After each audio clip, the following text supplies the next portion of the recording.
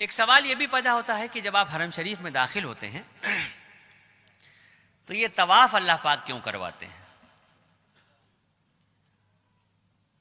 عجیب سا سوال ہے نا بھائی. آپ اللہ کے مہمان بن کے گئے ہیں، آپ کی تو خاطرداری بٹھال کے کرانی چاہیے تھی، دستر لگنا چاہیے تھا. یہ اللہ پاک طواف کیوں کرا رہے ہیں اپنے گھر کا؟ آدم علیہ السلام کو جب اللہ رب العزت نے بنایا، فرشتوں کو جب یہ حکم دیا کہ آدم کو سجدہ کرو، اللہ رب العزت نے آدم علیہ السلام کا اور فرشتوں کا ذہنی اعتبار سے مقابلہ کروایا، اور اس ذہنی اعتبار کے مقابلے میں آدم علیہ السلام کی جیت ہوئی، اور فرشتوں نے 7ویں آسمان پہ بیت المعمور کے نام سے اللہ کا ایک گھر ہے اس کا طواف کیا.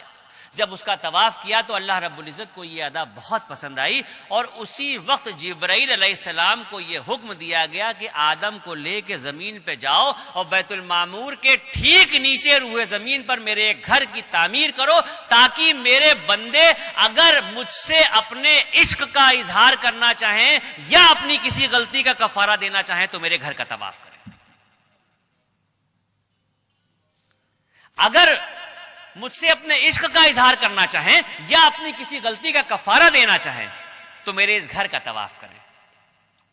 اور سن لیجئے، ہم جو اللہ کی اشرف المخلوق ہیں، ہماری جب تک سانس چل رہی ہے آپشن کھلے ہوئے ہیں ہمارے سامنے.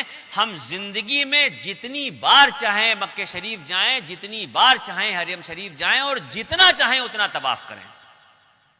لیکن وہ جو بیت المعمور کے نام سے اللہ کا گھر ہے جس کے فرشتے صرف طواف کرتے ہیں، تو 70,000 فرشتے روز اس گھر کا طواف کرتے ہیں، اور ایک بار جو فرشتہ طواف کر رہا ہے قیامت تک اس کا دوبارہ نمبر نہیں آئے گا. اتنے فرشتے ہیں، اس درجہ طواف ہو رہا ہے کہ ایک بار جو طواف ہو رہا ہے وہ دوبارہ نہیں آئے گا. اب یہ جو زمین پہ خانہ کعبہ کی تعمیر ہوئی، تو اب تو ترقی ہو چکی ہے دنیا میں، ہر چیز آسان ہو گئی ہے.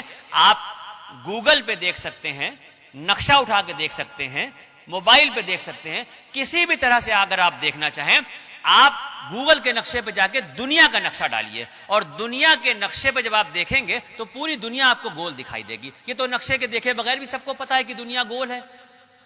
اس دنیا کے گول کے بیچ میں جو سینٹر ہے، بالکل انچوں سے ناپ لیجئے، ایک ایک سوت کے حساب سے ناپ لیجئے، پوری جو گول دنیا ہے اس کے بیچ کا جو سینٹر ہے، اس گول سینٹر پہ یہ کعبۃ اللہ کی تعمیر ہوئی ہے. اب یہاں پر بات ختم نہیں ہوتی. یہ تو بات سمجھ میں آ گئی کہ دنیا گول ہے، اور دنیا گول ہے تو اس کے بیچ میں خانہ کعبہ ہے. یہ بات یہاں پہ ختم نہیں ہوتی. اگر سائنس یہ کہتی ہے، میں نہیں کہہ رہا ہوں، اگر سائنس یہ کہتی ہے کہ دنیا گول ہے اور گھوم رہی ہے، تو پھر میرا ایمان یہ کہتا ہے کہ مذہب و ملت کی پرواہ کیے بغیر اس دنیا کا ہر شخص کعبۃ اللہ کا طواف کر رہا ہے. اگر سائنس یہ کہہ رہی ہے کہ دنیا گول ہے اور گھوم رہی ہے، تو پھر میرا ایمان یہ کہتا ہے کہ اس دنیا پہ مذہب و ملت کی پرواہ کیے بغیر کسی بھی مذہب کا شخص ہو، ہر شخص جانے میں یا انجانے میں کعبۃ اللہ کا طواف کر رہا ہے.